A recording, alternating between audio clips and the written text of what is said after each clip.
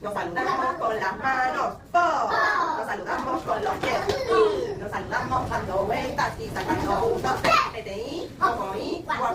Nos saludamos hacia arriba, nos saludamos hacia abajo. Saludo a los costados. Y ahora quiero escuchar. Hola amigos, ¿cómo están? Vamos a ver qué día es hoy. ¿Alguien recuerda qué día es hoy? No. Si ayer era jueves, ahora hay un good. Hoy es viernes. Hoy es viernes. Viernes. Muraku. Ara. Ara. Po. Viernes. Ara. Po. Vamos a invitar a todo el cuarto a que escriba viernes y a Tere que escriba ara po. ¿Sí? ¿Y dónde está viernes? Viernes. Viernes escribe todo el cuarto. Viernes escribe todo el cuarto. Y acá escribimos viernes. A ver, vamos juntos. Viernes. La vu. La vu.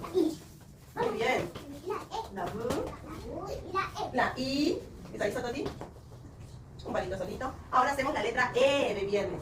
Bien. La E es un palito con un sombrero, un cinturón y un zapato. ¿Con qué letra empieza Ara? Con la A. La A. Me subo a todas, me largo. Me largo. Una rayita en el medio. Una rayita. Contamos si ayer era 12. Hoy es.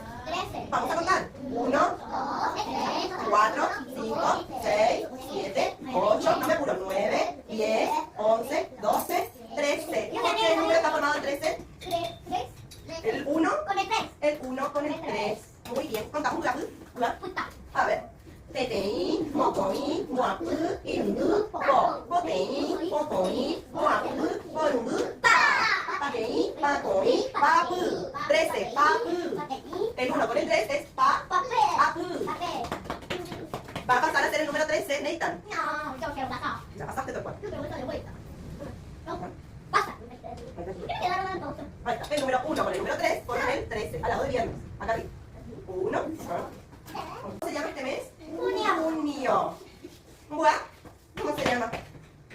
¿Cómo se llama buah? Junio. Yachi. Yachi potei. Junio. Yachi. Potei.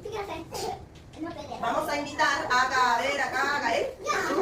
Gael va a ser junio.